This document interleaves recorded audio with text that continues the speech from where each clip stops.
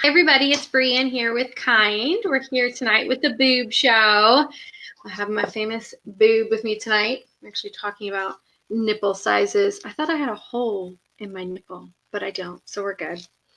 Anyway, so tonight we're here with the boob, and we're going to be talking again all things breastfeeding, right? 2 weeks ago, you guys joined me and we talked with Dominique, our IBCLC, and she's going to be joining us again tonight. We're also bringing in a couple other of our lactation providers to be able to kind of just ask questions and talk anything breastfeeding. So, right, breastfeeding is everything nursing and pumping. So go ahead and, as we start diving in, ask us any and all questions tonight. Because when you guys ask questions, it's easier for us because we get to actually answer what you want to hear. So start loading up those comments, share this post.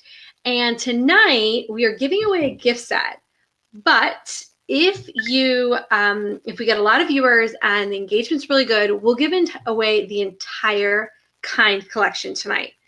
The cooler, the travel warmer, the gift set, the funnel, you name it. If we have the product, the sippy cup straws for your wine or your smoothies or your juice for your kids, whatever you like, your drink of choice, we'll give it away all tonight. So call your friends, let them know, log on, share this on your social media, and let's work on educating you guys on all things breastfeeding. So as always, we have our breastfeeding starter pack. Beautiful box here. You can see what you're getting. And so we're going to give you a link tonight for a free one of these. Every mom that joins can get a free starter pack. All you have to do is pay $6 shipping.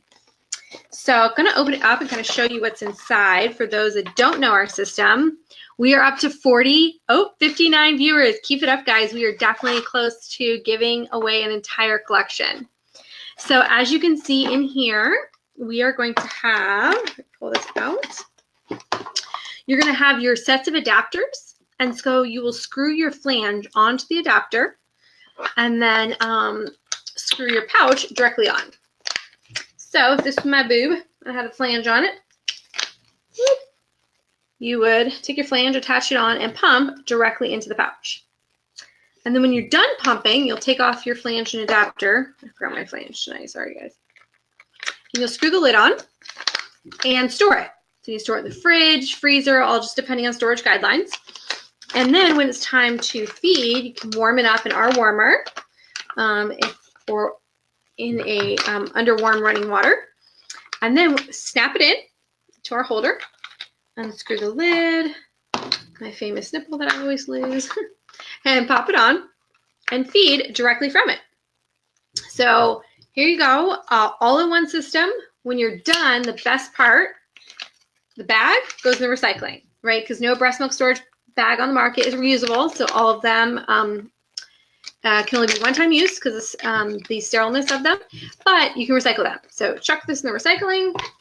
And holder just sits on your counter, and the only piece you have to wash is the nipple. So dads, grandmas, nannies, babysitters, aunts, uncles, moms, whoever washing, this is it. This is all you have to wash. So everything else is either in the recycling or sitting on your countertops. So that is our starter pack. There's going to be 2 coupons in there, one for 40 free pouches, and then a second one for half off our entire gift set. So it's typically $99.99, but with the coupon, it makes it $49.99. So you get everything, our warmer, our storage rack, bottles, nipples, adapters, everything for $50. So definitely check out the starter pack link below. Get that free. All you have to do is pay $6 shipping. Makes for a really great, even just add-in gift for baby showers. I love to add them into my baby showers. So let's see. I have the video up. Let me kind of see what everyone is asking. Let me turn myself down, and we'll bring everyone on.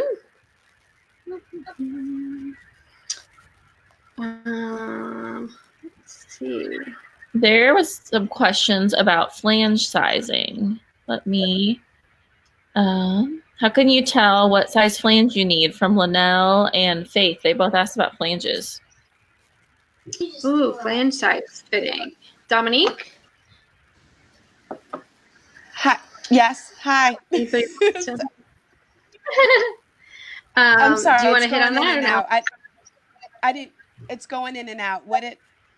Are you asking me to answer it? Sorry. Flange size fitting. Okay. Okay. Oh, Um. gotcha. Dominique, you can take a minute.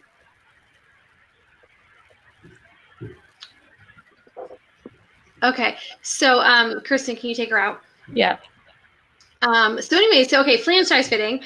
So with your flanges, you'll want to, do we have a link to post for the measurement tool? Yeah, let me grab the chart. So there's a measurement tool that you can measure your nipple to be able to tell.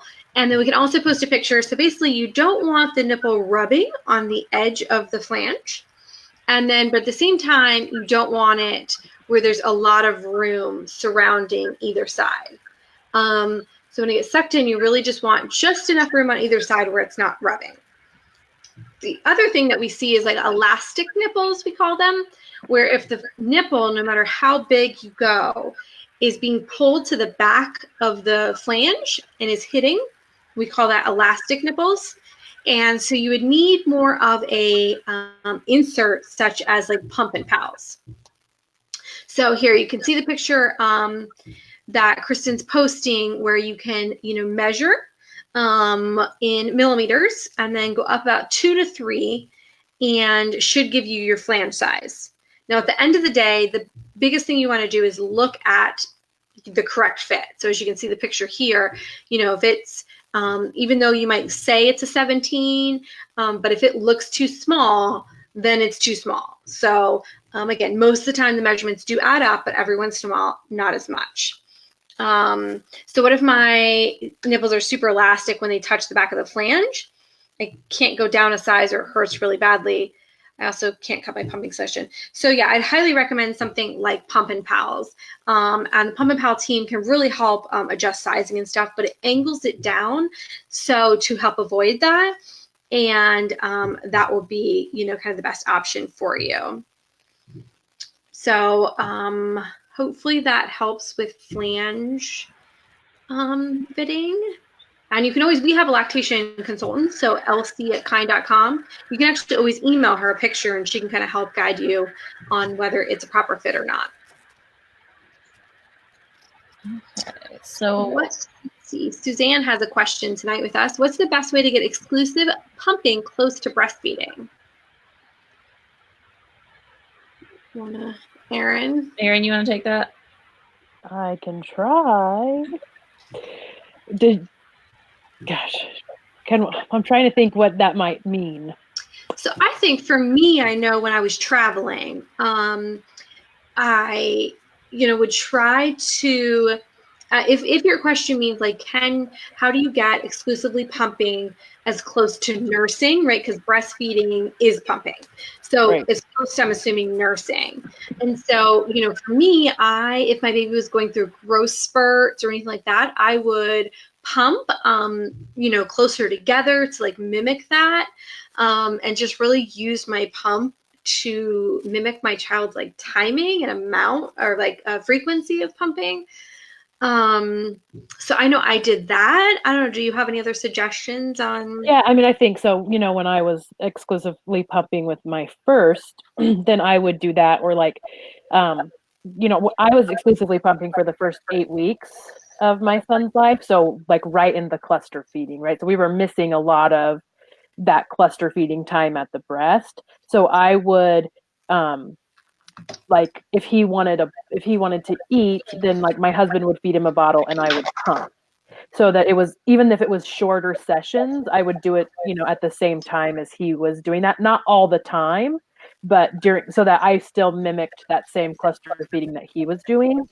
And then something else that I did that I guess could mimic breastfeeding is that I always did skin to skin right before I pumped. So yes. That's how I started my pumping session. So I still got that hormone pathway going with his touch. So I would, hold him So I tried, we would time it so that my pumping was usually right before he was ready to eat, so that, he wasn't, of course, hungry during that time.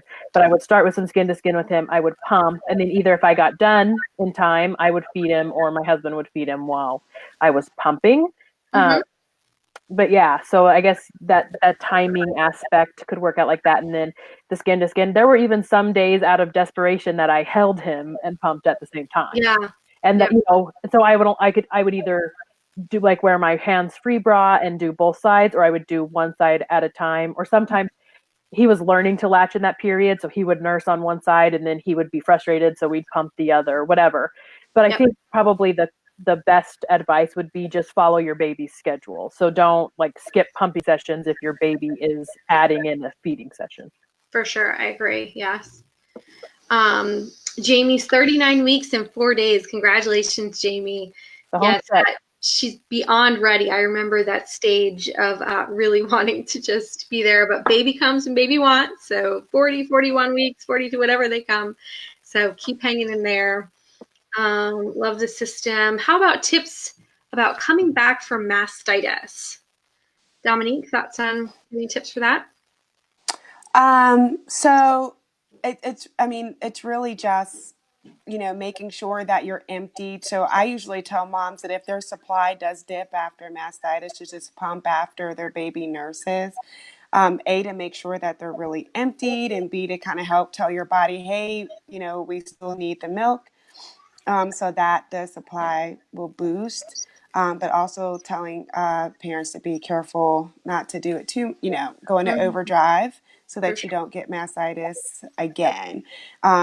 I know it's daunting. There's no easy fix, but that's the best way, supply and demand. So put more demand on the body, and your supply should bounce back accordingly. For sure. Well, and I think it's important to make sure you know what the underlying cause of your mastitis was, right? Like, is it just a one-off, you missed a feeding, you slept on the wrong side, whatever, or is your baby not able to empty you? Is your pump not fitting correctly? Because then you do have a snowball effect of over and over and over. Whereas if you can fix that underlying issue, you hopefully will never have it again. Right. For sure. Good point. Robin asked, can you use different nipples with the bags and bottles?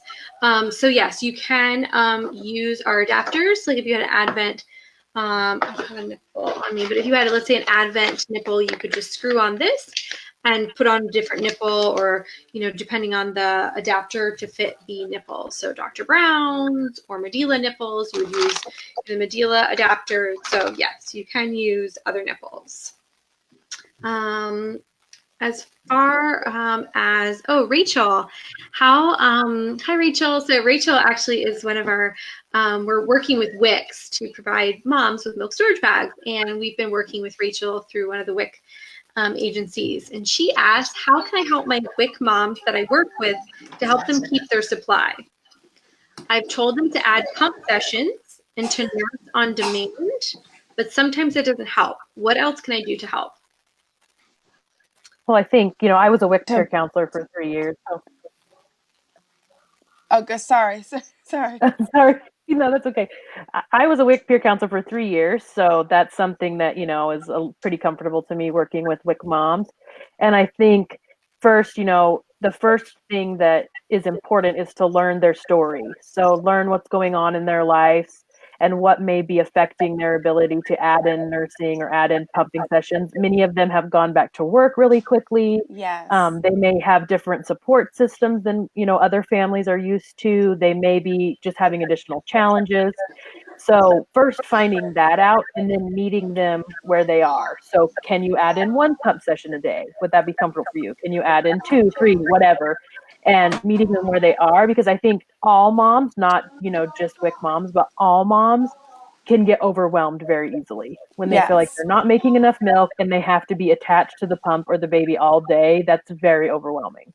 Yes. So just finding out, number one, what the underlying issues may be, and then going from there, and then meeting them, where they are. And Dominique may have even more tips. No, that was like the perfect answer. I worked at WIC for a while too, and that was the best way to help the moms meet their breastfeeding needs. And I think the one thing that helped me to help them was to not want it more than them, right? So they may not have a goal of exclusive breastfeeding for a year. Like maybe they just want to do the 6 months, which is totally okay. And so I had to understand that and then help them get to that 6 months and then not feel defeated because they didn't nurse for like a year. I mean, you answered that perfectly. It's, if they're usually the moms on WIC, they have to go back to work like at a week or two. They don't have, huge support systems at home. Or if they do have support, they don't know how to support them because they've never done it before. So it's finding out what's going on and then meeting them where they're at and kind of going from there and celebrating the little things, right? You're the first one in your family to breastfeed. Congratulations. Like that's a huge step. And oh my gosh, you've breastfed for a month. That's great. Um, so, um, so just little things like that are helpful too. And that helps them to keep going as well, because at least they have somebody that's rooting for them. I mean, I found that was helpful. For sure. Yeah, definitely. I do want to encourage you guys and pause real quick. We're getting amazing questions tonight, and I know on timing we probably will not answer all of them. So I want to remind everyone, we have an email, LC for lactation consultant at KIINDE.com. And I want to really encourage you because these are amazing questions. We, as a team here, literally have an entire staff of lactation providers so that we can answer these questions Monday nights, every other Monday night, but also all throughout the week. So if you want to email us at 2 a.m. or 4 a.m., we may not respond at 2 a.m. You can email us at 2 a.m. when you're having those questions, and our amazing Dominique will write you back and answer all these questions that you have. So we will do everything to answer a lot of these, but I see a lot of these are very specific to, a certain mom. And when it gets very specific, we will hold off on those. So please, because I want a lot of these answered, please email Dominique, copy and paste your message right now, send it over to her. Tomorrow she'll have to work really hard. That's all right. But that's what we're here for, So anyways, I just want to remind everyone, before we get to Melissa real quick, I want to answer your question. We've had back to the flange size. We've had a lot of questions on elastic nipples. So I don't know, Dominique, if you're too familiar with that, but as far as the Pumpin' Pals and Bojens, it is case by case basis, mom by mom. I will say Pumpin' Pals, if you call their customer support, they are amazing with helping you size, and it is money back guarantee. So if you cannot get a perfect fit, good fit with your Pumpin' Pal, they say that you will, and if you don't, if they can't get you sized properly, they will give your money back. So I always tell my moms it's worth trying because I've had so many moms that it truly does help with the elastic nipples. So I recommend Pumpin' Pals. I've heard great success from Bojen. I used the cushions and had great success. So I highly encourage those. And there, as Kristen just posted, there's a Pumpin' Pal sizing quiz. Their staff is amazing with sizing. I refer people there all the time. So please, for all the flange questions, sizing, obviously email Dominique, but also really check out Pumpin' Pals. And I say that as a personal user of them, of how much they helped. So anything to add to elastic nipples, Dominique? I would say as far as, elastic nipples, I think Pumpin' Pals is very good for that. I agree. I've never used them personally, but just working in this field and helping moms get the right fit, I see more times than not, moms have success with them, and they're really good for those moms that are in between sizes. So they're not a 24, but not quite a 27. They're really good at like fitting in the middle sizes there, which is perfect. Yep. And if you have one size that's one and one that's the other, you can always use two different flanges. Yeah. People forget that. You could have a 24 on one side and 20 on the other, or a Pumpin' Pal on one and not on the other. So I've seen that quite a bit too. Yep. But also too, if you have like a breastfeeding support group or a lactation consultant that you can see in person, a lot of times it's helpful, even if it's just like a 5-minute visit, to let them see how the shield looks on you and how it looks in motion. You may be, sometimes in a picture it doesn't show the whole thing.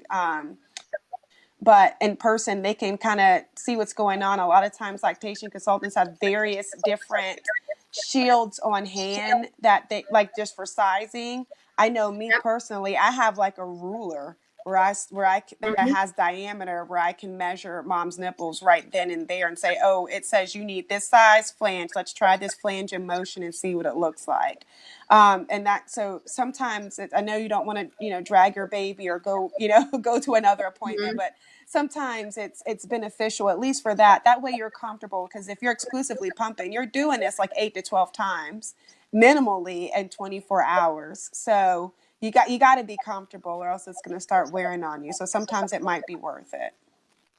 Perfect. Something else I think is important to remember about elastic nipples is that, and seeing somebody can help with this, but also some trial and error is turn your pump down. Yeah. Because if you're pumping on super duper high, yeah, it's going to stretch your nipple way more, and you just don't need to be pumping on that high. So try your pump on a low or a medium and see if you have any difference. If you don't, then of course, try something else. But a lot of times, like myself personally, when I first started pumping, I like cranked that sucker up, right? I was like, I must have to have it on the highest settings. And then my nipples are like on fire. And when I finally did see the lactation consultant, she was like, no. She was like, turn it down. And it made such like a world of difference. I was like, wow, okay, maybe I can actually do this. Yeah. And sometimes cranking the pump up to Jesus too, like it puts stress on your breast too, and you don't produce as much. So Right. you're being counterproductive. For Yeah, sure. I wish pumps didn't even have like high. Like I love medium. That's all you need. Yeah. Exactly. Anyway. We had a question up. Kristen, will you put that one back up? What if you don't produce enough milk? Will you have to supplement?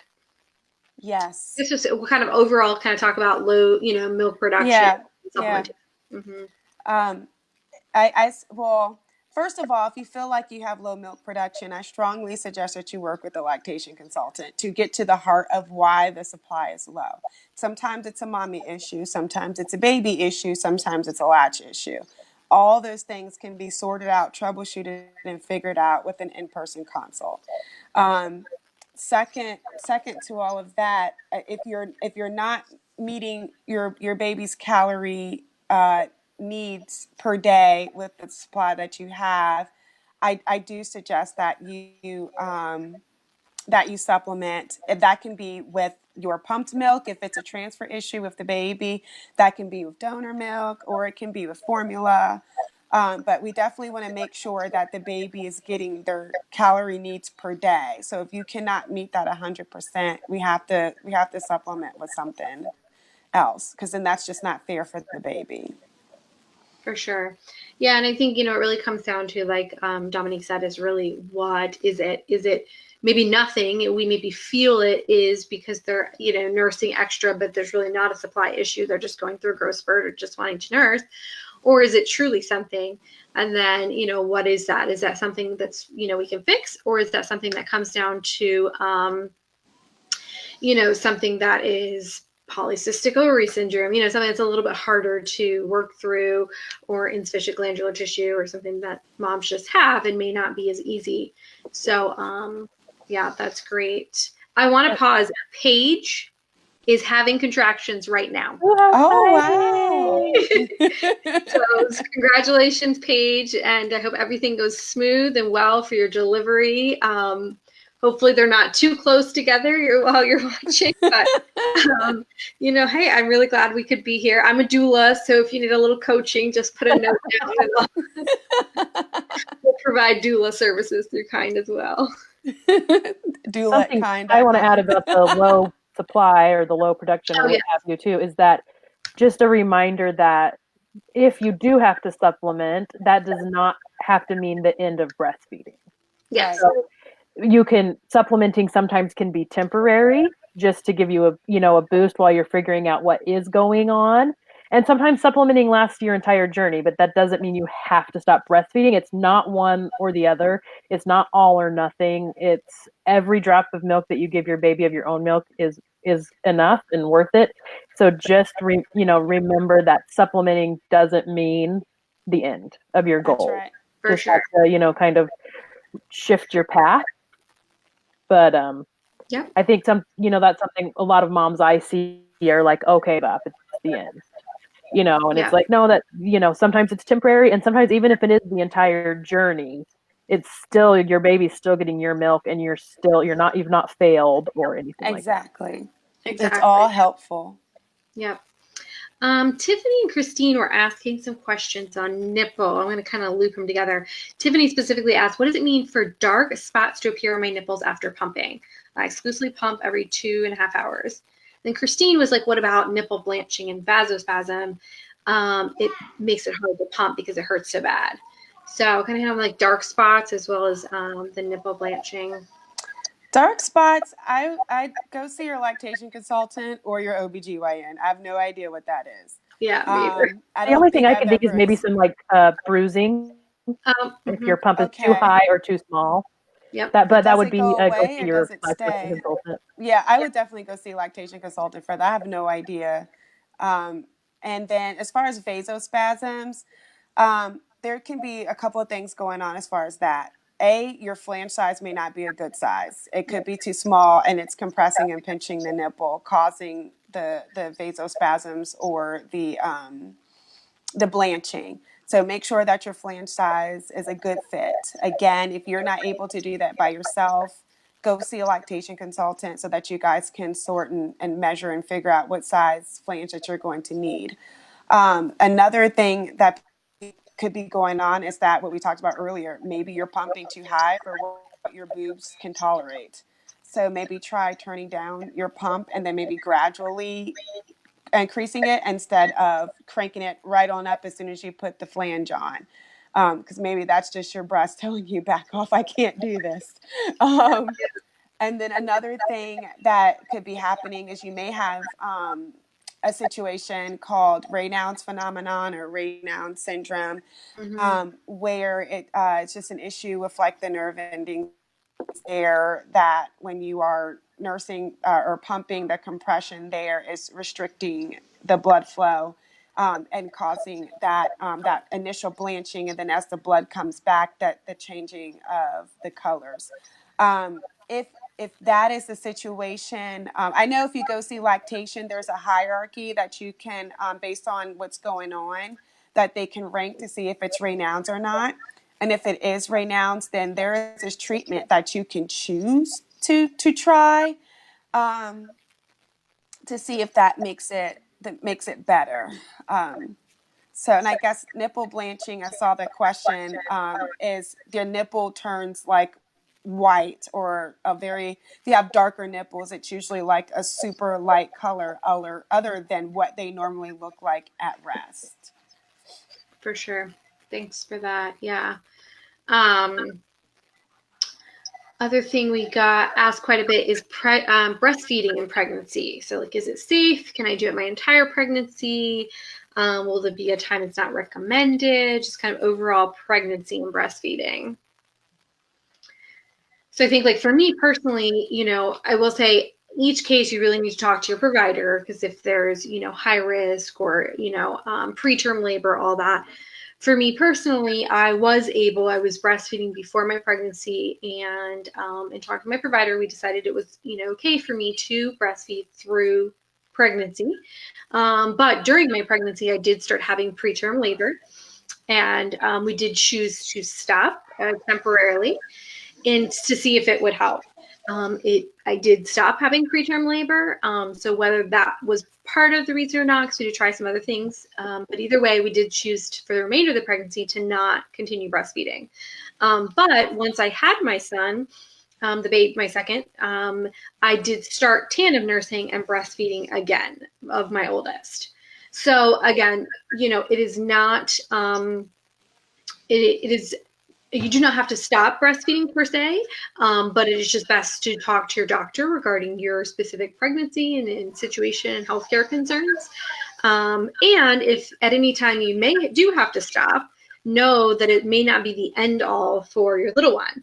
Again, I stopped for quite a bit of time during my pregnancy and was still able to continue nursing my eldest when I had my baby. So anything to add to that? Yeah, I think I was also breastfeeding when I got pregnant with my second. And my son had kind of weaned down to just nursing a couple of times a day. So when I got pregnant and some of that hormone shift and stuff like that, he did like just wean. He was done with it and over with it. And so I think, that can happen, and it could have been totally coincidental. But for me, it was welcome because I had a terrible nursing aversion in my first trimester. Like even like my shirt against my nipples was like, it was just awful. And so for me, it worked out. Like it was a really nice wrapped up ending to our breastfeeding relationship. But I know like many moms have pushed through that nursing aversion and continue to nurse their pregnancy. But I do think like I wasn't totally prepared to be like hating nursing all of a sudden when I got pregnant. So I think that's something that's just like, if that happens to you, no, you're not, like nothing's wrong other than that your hormones are like, doing the pregnancy thing. And it's just something that you have to decide, is it worth pushing through to you, or is it, for me, it was really easy to just be like, okay, this is going to be the end point for us. And nipple sensitivity can be really intense in that first trimester as well. For sure. Yep. What is it? Ansley asked, what is the normal daily output for most moms? I breastfeed 1 to 2 times a day and also pump about 25 to 30 ounces. Is this normal? I'm wanting to increase supply so I could save a stash and possibly donate. Okay, so I'm trying to understand. So she only nurses 1 to 2 times a day.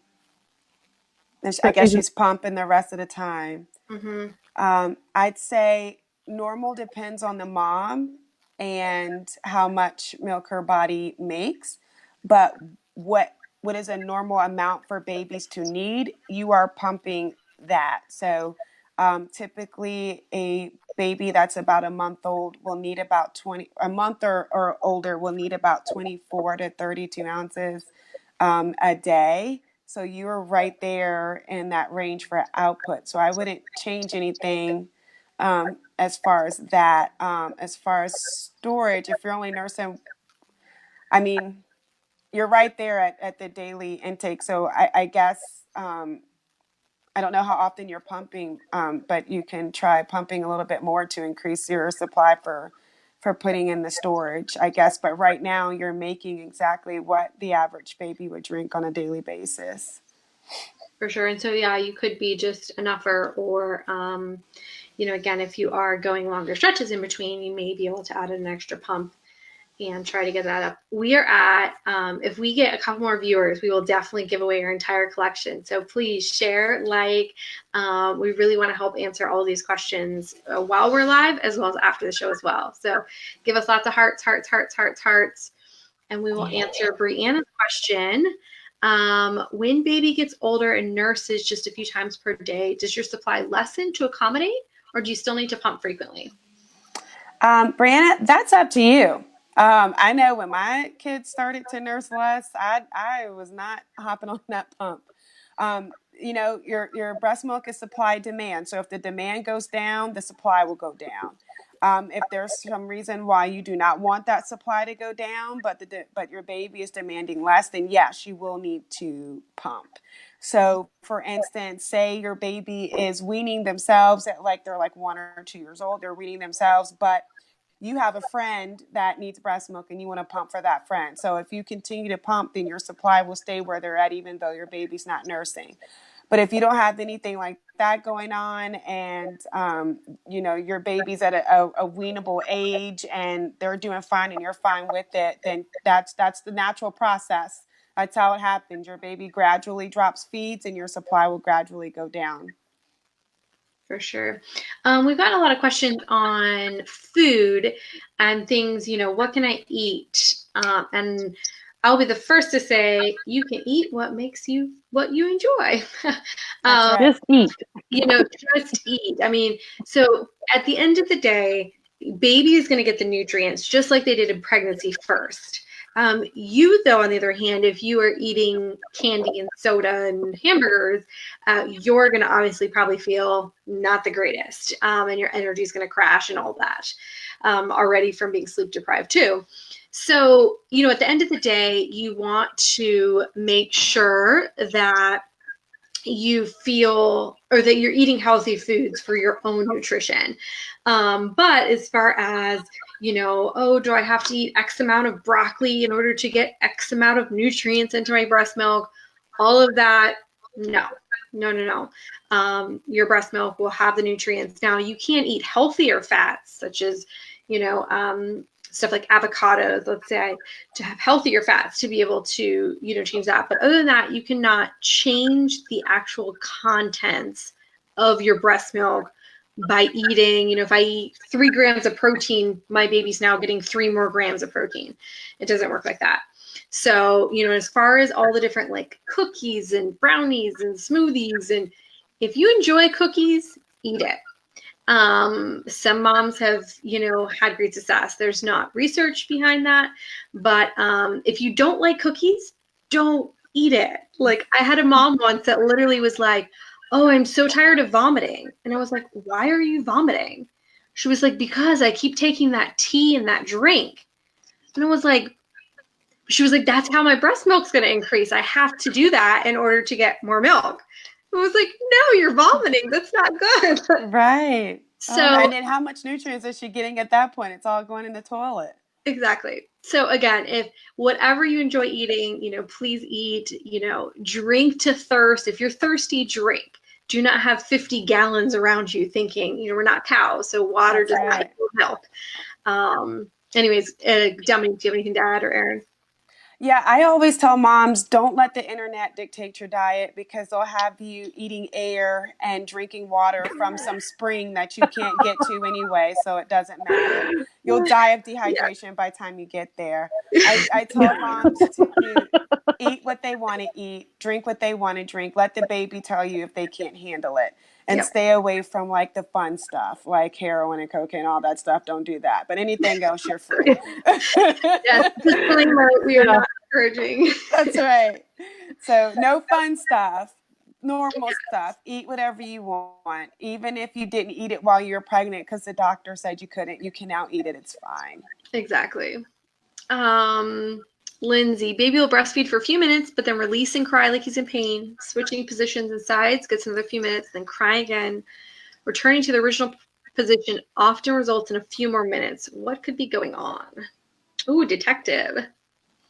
So this something similar happened with my son. We would have this, and I already talked about, we were exclusively pumping, we were learning to latch, there's a lot of going on, and ultimately for us what it was is that in my exclusively pumping excitement, I had built an oversupply. So he was getting a lot of milk really fast and getting overwhelmed and getting air in his belly, and then he would have time to settle, right? So and then he'd switch sides, and then the same thing would happen. That letdown would come and just overwhelm him, and then he would settle down, we could switch sides, whatever. So ultimately, I worked with my lactation consultant to work on getting my oversupply down to a more normal, more what his needs were, supply. And we did lots of nursing in a reclined position, so that milk wasn't, drowning him, so to speak. It wasn't so forceful. We would lean back, and if I could hear him really get to gulping, I would break that latch and let the milk. I just usually let it spray into a towel or something. But I know some people because that's what it was for him. It was just so much milk so fast. When you chug a glass of water, then your belly's like, and you need a minute. So, I mean, there is lots of other things it could be, but that was just my experience. It was just a lot of milk really fast. I have a short funny story. So I was helping a mom outpatient, and her specific visit was because she thought she had a fast letdown. I don't know what I was thinking, but the baby did just that, latched on, was drinking, the letdown happened, baby moved, and guess who got sprayed in the face? She goes, see, is that fast? And I'm just like wiping my face. Yeah, I think so. I need windshield wipers. That's right. So I learned now to stand beside moms and not in front of them, or else I get sprayed. We had lots of that with my son. Every time he would pull off crying, there would be milk all over me, all over him. It was just so overwhelming. Yeah. Definitely that letdown, and then also like lip and tongue tie could be an issue. Yeah. I personally tell moms, this is another one where seeing somebody outpatient in person may be helpful, because babies, unfortunately, they display the same behavior at breast if they're not getting enough milk and if they're getting too much milk.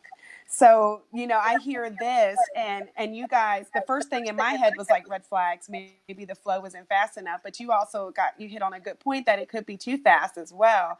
They do the same exact thing. They pop on and off in frustration because it's not fast enough. They pop on and off in frustration because it's too fast. Yep. So I would say, if you feel like your supply is fine and okay, then maybe just meet with lactation in person. Baby could have a tongue tie, lip tie. Maybe baby needs some body work. They might have some cranial sacral issues going on that, results from new positioning that maybe lactation can help you with. And they can also do a transfer assessment to see how much milk the baby is getting from the breast to make sure that it's not enough milk situation. But yeah, so then unfortunately they do, like if there's not enough, they display the same behavior as if it's too much. And it's kind of hard to tell, like over the phone or over the internet, like exactly what's going on. It's best to get that assessment done and let the lactation consultant see the feed in person, because she can see like how the behavior happens once we put the baby back on, how the mouth is moving, listening for swallows, things like that. Something else I think to touch on is that if your baby is often getting bottles, which that happens for many, you go to work, whatever, they may be frustrated that the breast and the bottle aren't the same. Right. So ensuring that whoever's giving the bottles is pace feeding can also make a huge difference. Yes.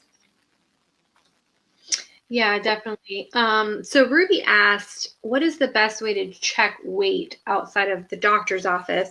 And there was a couple extra, just overall questions on how to know if my baby's getting enough and weight. I'll say from as a provider seeing moms, one of the biggest things that I've seen is there's a scale. You can buy a scale on Amazon. And if you and your lactation consultant or your provider think that that's a good idea, maybe your baby is having weight issues, then so be it. But I encourage moms, with your baby, this is the first time you're going to learn your child, right? You're going to learn your baby now. You're going to eventually learn what their favorite foods are. You're going to learn what their favorite colors are. Like, this is a journey about you and your baby. It's a dyad, it's chew and learning them. So I'd really encourage you to learn the ways to read your baby without necessarily every feed, or when you go to the mall carrying the scale in one arm and your baby in the other, because they won't change weight from when you left the house to when you go to the mall, I promise. Not that much. Exactly. So really learning to read them. Is your baby having clenched fist? Is your baby really trying to get at food? Or is your baby relaxed and calm? Also, how is diaper output? If baby is tracking fine at doctors and there's doctors that see any need, baby's gaining fine from one appointment to the next, then there's really necessarily not this emergency concern to worry about that appointment to the next appointment. So again, in between, for peace of mind, you could do something like, checking the diaper output, making sure having between, 6 to 8 P's a day. Well, depending on age too, but we could put a diaper chart up for you. Really kind of checking that. There is things like La Leche League group meetings, sometimes your WIC office, a lactation consultant that outside can do a weighted feed or just a general weight if you did have some concerns. But again, I'd encourage you, if there is no concern, doctor thinks baby's gaining just fine, then really, again, just learning to learn baby to see, oh, my baby seems content, and just trusting baby. But yeah, I think the same thing. And I think in my experience as a mom and seeing moms is when we weigh baby every single feeding, we have fluctuations, right? And that's normal. That's why doctors don't weigh babies. Like if you do have to have specific weight checks outside of your regular well checks, they're like a week or 10 days apart. Because when we weigh every single day, we're going to see these normal variations. You would see the same if you weighed yourself every day, that just weigh on us and make us more nervous than we need to be. So like Brianne said, unless you have some kind of reason to be weighing your baby every single feed or even every single day, just take this opportunity to learn to trust yourself and your baby. And 'Cause- not all scales are created equal. You Mm-hmm. know, even when I do outpatient, like on the hospital, like I could have moms literally get weighed in the pediatrician's office and come up on our floor, and their baby's either 2 ounces more or 2 ounces less, right? Yep. So Yep. there's, not all scales are created equal. I'm gonna have a mom saying, "Oh my gosh, the baby's not gaining, da da da." I'm like, your baby's fine. The scales are just not the same. So they're not going to, have the same thing on there. So again, I like that, trusting your body, looking for the signs that aren't, the baby's not doing well, the baby is doing well. That's when I would get a weight check if there's some kind of concern. The only time I could see you needing to weigh the baby excessively, if it's like a tiny preemie, like a micro preemie, because they are more delicate, their needs are different, For especially if they're exclusively breastfeeding. There are some things that we need to monitor. We need to make sure that maybe they need human milk fortifier for growth or other things like that. But usually the doctor will send you home with a scale. Like if they feel like you need to weigh your baby, or they'll say, hey, they'll make appointments for you to come in and weigh the baby. So and I will tell you this, working with doctors, they like their numbers. So if your numbers aren't adding up, you're going to be in that office frequently anyway. So if your doctor's fine, I wouldn't worry about it. I wouldn't bat an eye. For sure. So we had some couple questions. One being, can cluster feeding not be an eating sign, just wanting to bond more? And so, as well as, giving tips that, and so yes, the answer to that is yes, it can very much not necessarily be, it can just be baby wanting to pacify on you because, well, your mom and your comfort. So with that, then a follow-up question was, can we give tips on how to stop baby from using the breast as a pacifier? I would like to remind you that pacifiers were made to replace the breast. That's right. And they were originally called dummies. I know that because sounds they really were fake frustrating. moms. Yeah. But generally, I think something that has been helpful for the moms that I've worked with is we like to talk a lot about what is normal, what is biologically normal, not what does society say is normal, what is biologically normal. And when we as a mother know, okay, this is normal, then it's not quite as overwhelming. Sure, we still have those nights that we're like, oh my gosh, so touched out, don't want anything to touch me. And things like pacifiers and baby wearing, and there's lots of tools. But generally, that behavior, especially in that first 12-week period or that fourth trimester, as we commonly call it, is normal. And even if baby is not setting up the pathways, it's good. It's part of the process. And so I think keeping all that in mind is helpful. And then, there are some babies who would literally just suck all day long, given the option. And so you trial and error with baby wearing and maybe a pacifier sometimes or things like that. But generally just keep in mind that it's normal and healthy, and then maybe it's a little less overwhelming for you. For sure. Suzanne said, I wish you offered a washable bag that works with your bottles. Yeah, we get that every now and then. Remember that, unfortunately, there is no breast milk storage bag that will ever probably be reusable just because they are sterile. And once you add that breast milk in, there's no way for them to be sterile. So sorry about that. But again, thankfully, they are recyclable. So that's good. Michelle Torres, I think you've been on before, too. It's always nice to see familiar names. She says, a friend mentioned my baby might have a tongue tie. What should I look for to know if he has it? Take him to your lactation consultant. Yes. Somebody that knows what they're looking for, because just the presence of a frenulum does not mean tongue tie. It's the function of the tongue. So take them to see lactation consultant so that she can assess the functionality of the tongue with the frenulum, and then she will refer the proper resource at that point if revision needs to be done. So the pediatric dentist, if there's one in your area, is preferred, but if not, there's also the ENT or ear, nose, and throat doctor. So Heather asks, can you discuss how exclusively breastfeeding versus feeding pumped milk is differently for baby nutritionally than feeding at the breast. Are there any other additional concerns, fewer immune, milk less nutritionally whole to be aware of? No, there's no, right. She's asking if at the breast is different than via bottle. Correct. There's like some biological differences. Like, I know they say when baby's at the breast, like it works their eyes a little bit differently, because you switch sides and switch positions, but you can also do that with the bottle feed in the same way. Switch position with, just switch sides, just like you do with the breast.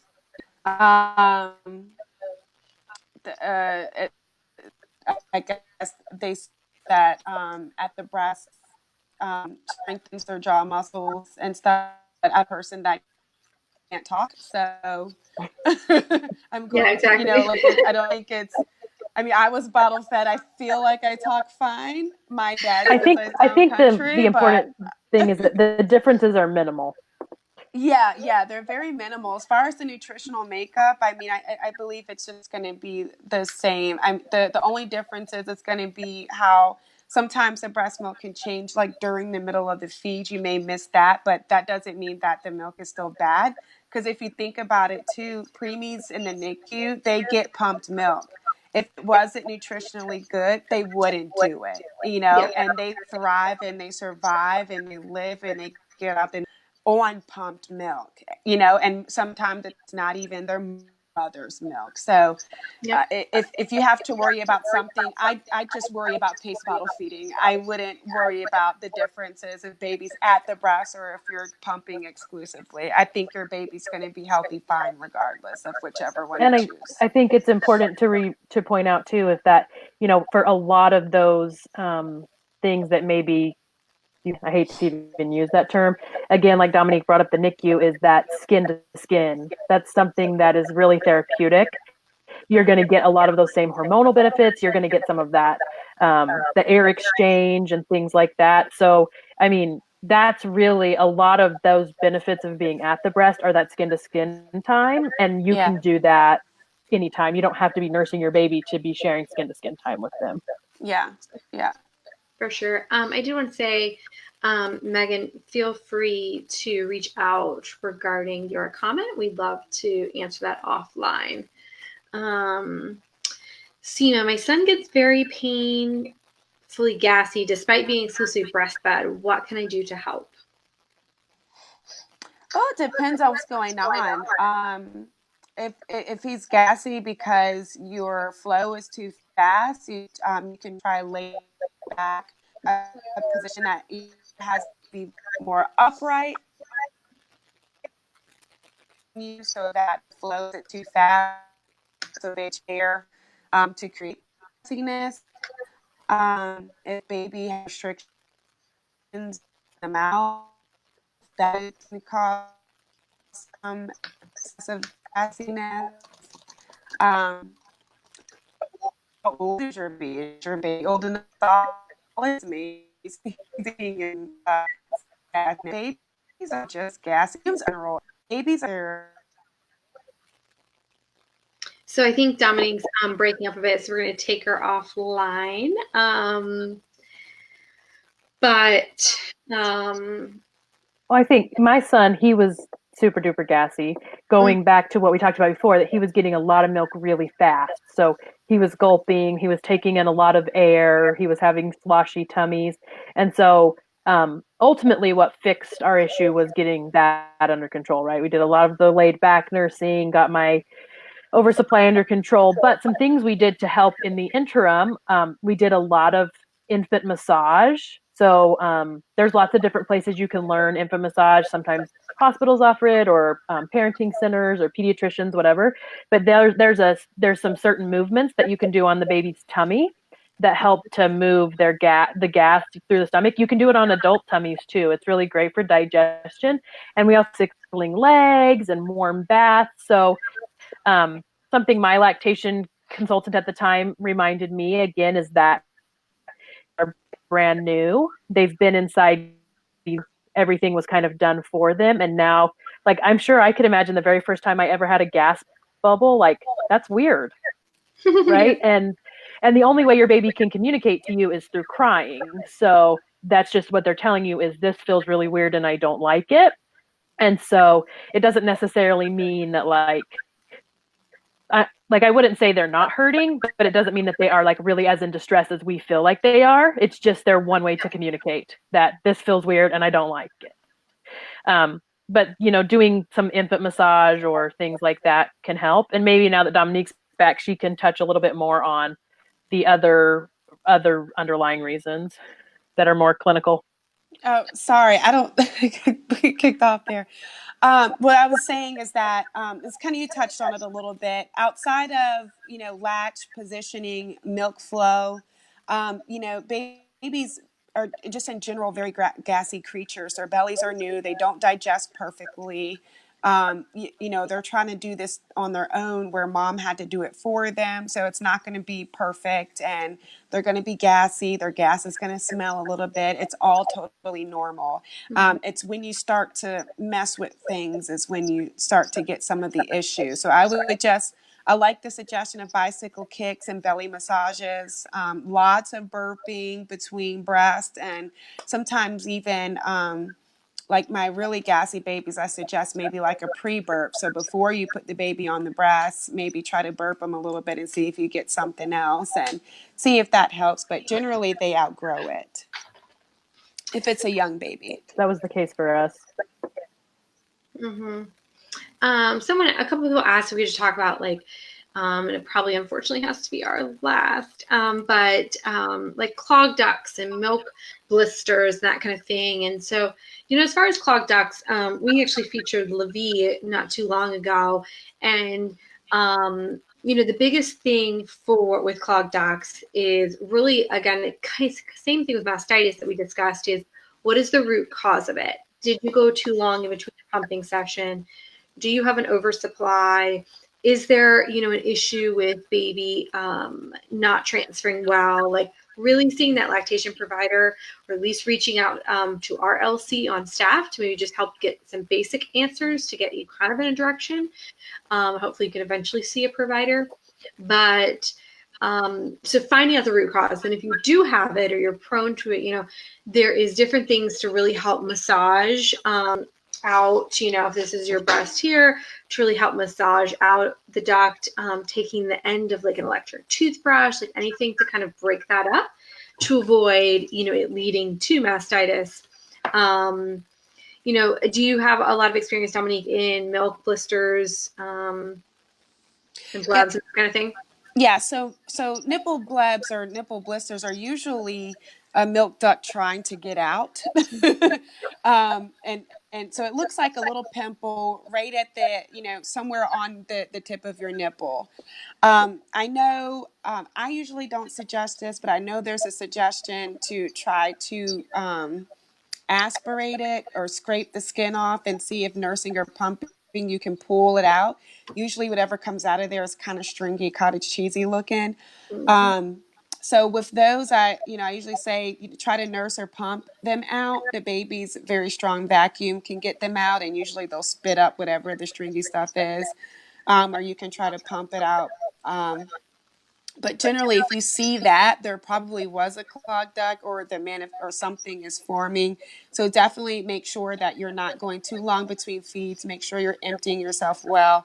Stay away from very, very tight binding clothing and bras, especially in the early days when your full milk is coming in and trying to be established. Stay away from underwire. I always suggest just go free the first couple of weeks. Just let your boobs just be, let them expand, let them do what they need to do before you start stuffing them inside of stuff again.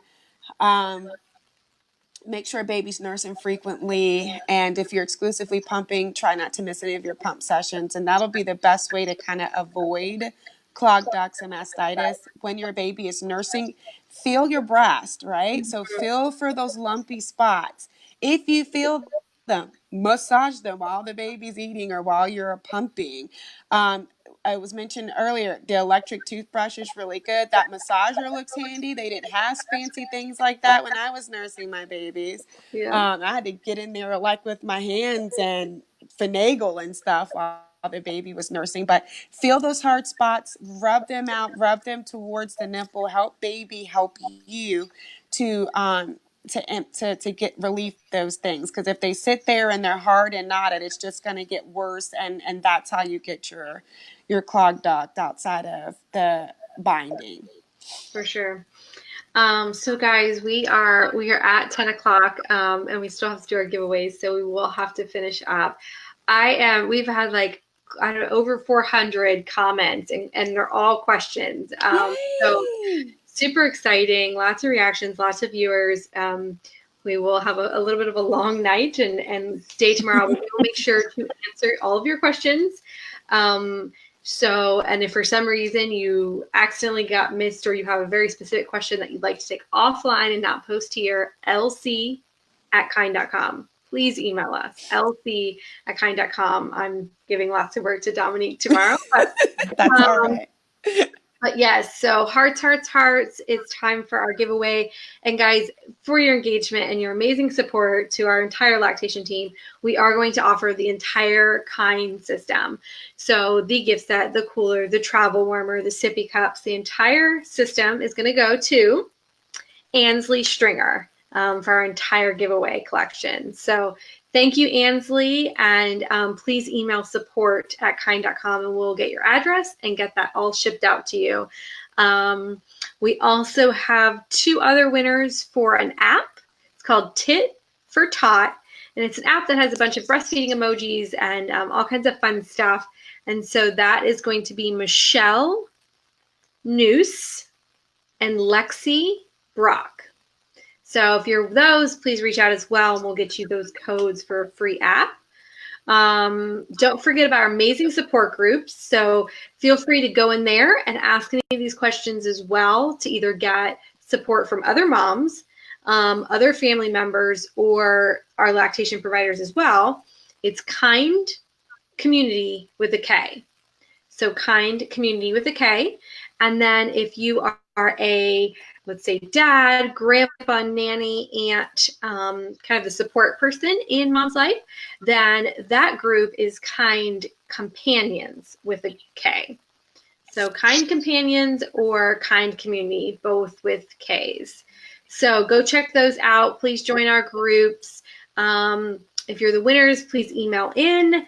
And don't forget about your starter pack. So we'll have that link up below. Get your free starter pack. Just pay $6 shipping. Yes, we can link the free starter pack, Kimberly. We're doing that right now. And so please continue to post questions. Amazing Sarah Wells is joining us right now. So for anybody that needs a pump bag, I just saw that. She has amazing pump bags for going back to work and traveling. We have all the groups down below. And we cannot wait to see you guys in, I think it's going to be in 3 weeks because of Labor Day. So we'll skip a week because of Labor Day, but we'll post those dates.